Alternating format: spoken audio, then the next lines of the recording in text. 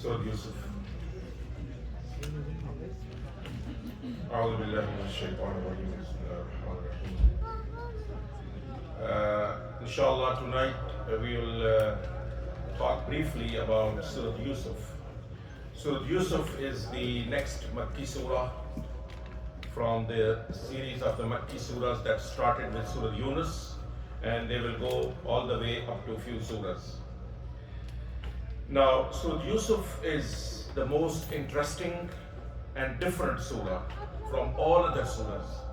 The way the life of Yusuf alayhi salam has been mentioned in this surah, no other prophet has been mentioned in the Quran like this. So first of all,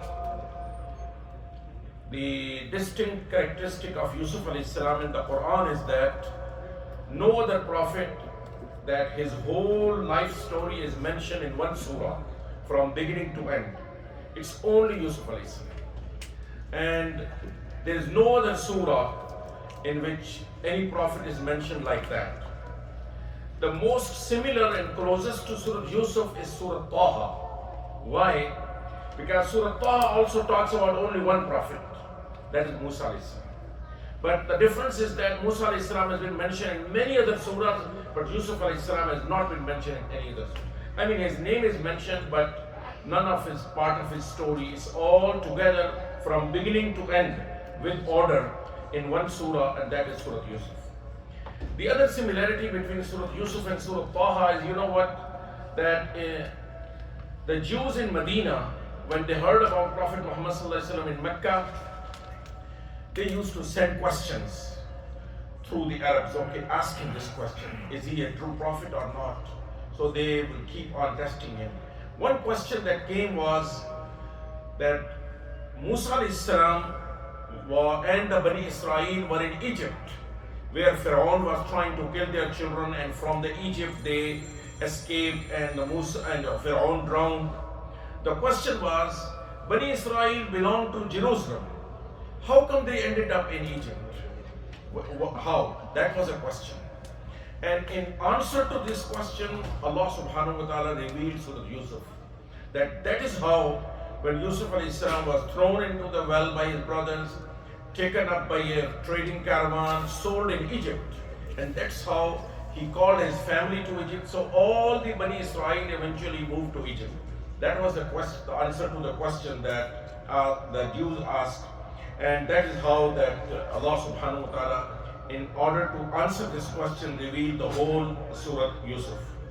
Now, a few points from inside Surah Yusuf. First thing is that in the beginning, Yusuf alayhi salam see a dream. And he mentioned this dream to his father. And his father immediately realized it's a very good dream. It's promising a very bright future. So he said, don't mention it to your brothers, because they were not his real brothers, they were the step-brothers, so they will get jealous. There's a hadith of Rasulullah sallallahu alaihi wasallam in which he advised that complete your tasks and your plans by hiding them. I mean, don't start publicizing and advertising, okay, this is my plan, this is what I'm going to do, because then people will start getting jealous. So that's what the Yaqub alayhi salam has advised his son. Don't tell your brothers. They will start planning something. So keep it secret. This is one thing that about Surah Yusuf. But if you read the whole Surah Yusuf, what is the most common thing that you find there? What is the most common repeated thing in Surah Yusuf? Dreams. Very good. The dreams. Yusuf alayhi salam is seeing dreams. Whenever he is going, Allah subhanahu wa ta'ala give him the ability, he can interpret the dreams. He is in the prison. He came out because of these dreams, and then the king saw the dream, and then because of this, Yusuf alayhi salam becomes a minister in the same state where he was a prisoner. So, dreams. What are dreams in the light of Islamic Sharia? According to the hadith of Rasulullah sallallahu alaihi wasallam, dreams are three kinds.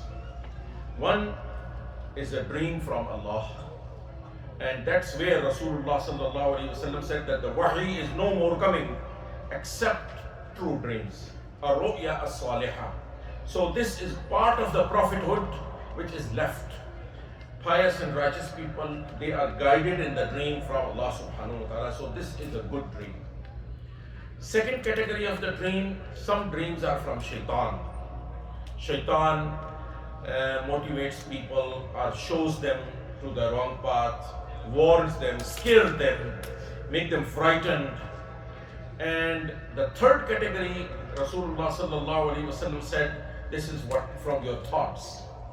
In today's language, we say this is the psychological impact of a person, whatever he or she has been thinking or worried all day. This is about what the dream comes. So these are the three dreams. Now, what to do with the dreams according to the Sharia? Rasulullah sallallahu alaihi wasallam said, if you see a good dream, mention it to those people that they are your well-wishers, not those that they may become jealous. They start talking, interpreting it wrong out of jealousy and all those things. So mention it to only those people that you think, or a sheikh or an imam or a scholar who can interpret or who can tell you the meanings, because there are a whole list of ahadith in which it has been predicted that if you see this, this is what it means. If you see on this day at this time, this is what it means. So the one who knows this ilm, you can mention him. In other case, if you see a bad dream, Rasulullah says, don't mention it to anybody. Just make dua to Allah subhanahu wa ta'ala, make salat, ask Allah subhanahu wa ta'ala forgiveness. So this is what is the direction for the dream. Two more things that I want to mention over here. Yusuf alayhi salam is not like other Anbiya alayhi salam, that he is preaching his people and they are disobeying him and that they are being punished like the people of Musa alayhi salam and Salih alayhi salam and Hud alayhi salam and others. Yusuf alayhi salam is a young boy that his story starts. So most of the Mufassirin says he was a teenager when they throw him in the well, and then he was taken, and he was advising and preaching in the prison. That's how he's been fighting. Now, when he talks to his inmates, he used a very powerful phrase, and he says, Ya sahibay as-sijn, a'arbabun mutafarriqun khayrun am Allahu al-wahid al-qahhar. This is a rational evidence of the oneness of Allah subhanahu wa ta'ala. The evidences that we have in the Quran or in the Hadith, there are two kinds. One is called traditional or ad-dalail al-naqliyya, and rational ad-dalail al-aqliyya. So this is the aqli dalil that Allah subhanahu wa ta'ala is only one. And he asks, أَأَرْبَابٌ مُتَفَرِّقُونَ خَيْرٌ أَمِ اللَّهُ الْوَاحِدُ. Is it good that you have a lot of masters, that you have to please everyone? Or it is easy and good that you have only one powerful and you don't worry about anybody else? And that's how he is preaching in the prison. And the last thing about this surah is a guide for youth. Yusuf alayhi salam is a young man.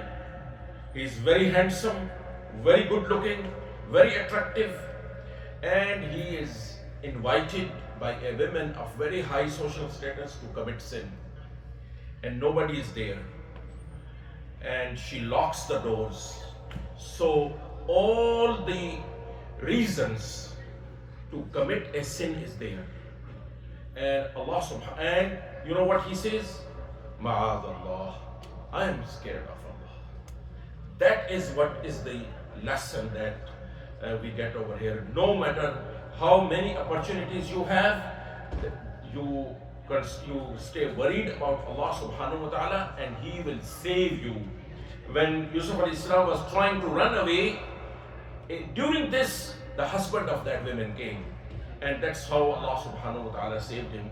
He ended up in the jail because she got angry and she got jealous, and she was a very powerful lady. So she said, I'm going to put him in jail. But he said that it's better for me to go into jail than commit a sin and disobey Allah subhanahu wa ta'ala. And then Allah subhanahu wa ta'ala released him not from the prison only, but the king made sure, he said that you need to make sure that I was innocent, and this was announced, and he was made a very high official, a minister of food in the Egyptian government, and that's how Allah subhanahu wa ta'ala made him successful. May Allah subhanahu wa ta'ala help and guide all of us.